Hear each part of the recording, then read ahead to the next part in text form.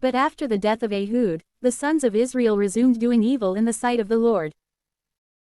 And the Lord delivered them into the hands of Jabin, the king of Canaan, who reigned at Hazor. And he had a commander of his army named Sisera, but this man lived at Harosheth of the Gentiles. And the sons of Israel cried out to the Lord. For he had 900 chariots with scythes, and he vehemently oppressed them for 20 years. Now there was a prophetess, Deborah, the wife of Lapidoth, who judged the people in that time. And she was sitting under a palm tree, which was called by her name, between Ramah and Bethel, on Mount Ephraim. And the sons of Israel went up to her for every judgment. And she sent and called Barak, the son of Abinoam, from Kedesh of Naphtali.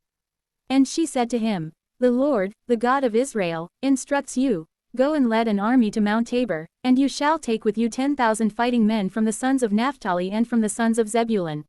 Then I will lead to you, at the place of the torrent Kishon, Sisera, the leader of the army of Jabin, with his chariots and the entire multitude. And I will deliver them into your hand. And Barak said to her, If you will come with me, I will go. If you are not willing to come with me, I will not go. She said to him, Indeed, I will go with you. But due to this change, the victory shall not be reputed to you. And so Sisera will be delivered into the hand of a woman. Therefore, Deborah rose up, and she traveled with Barak to Kedesh. And he, summoning Zebulun and Naphtali, ascended with 10,000 fighting men, having Deborah in his company. Now Eber, the Kenite, had previously withdrawn from the rest of the Kenites, his brothers, the sons of Hobab, the relative of Moses. And he had pitched his tents as far as the valley that is called Zonanim, which was near Kedesh. And it was reported to Sisera that Barak, the son of Abinoam, had ascended to Mount Tabor. And he gathered together the 900 chariots with scythes, and the entire army, from Harosheth of the Gentiles to the torrent Kishon. And Deborah said to Barak, Rise up. For this is the day on which the Lord delivers Sisera into your hands. For he is your commander.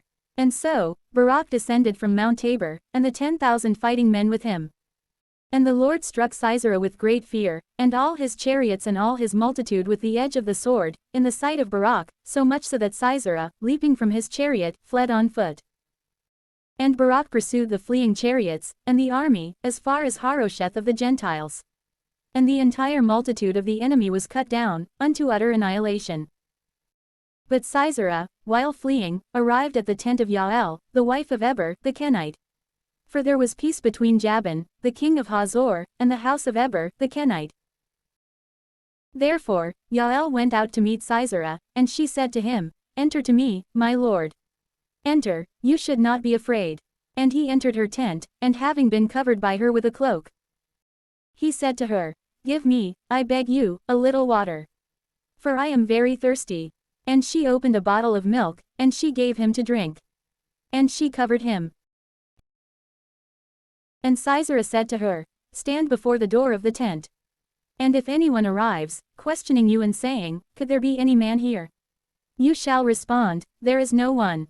And so Jael, the wife of Eber, took a spike from the tent, and also took a mallet. And entering unseen and with silence, she placed the spike over the temple of his head. And striking it with the mallet, she drove it through his brain, as far as the ground. And so, joining deep sleep to death, he fell unconscious and died. And behold, Barak arrived, in pursuit of Sisera. And Jael, going out to meet him, said to him, Come, and I will show you the man whom you are seeking. And when he had entered her tent, he saw Sisera lying dead, with the spike fixed in his temples. Thus did God humble Jabin, the king of Canaan, on that day, before the sons of Israel. And they increased every day. And with a strong hand they overpowered Jabin, the king of Canaan, until they wiped him out.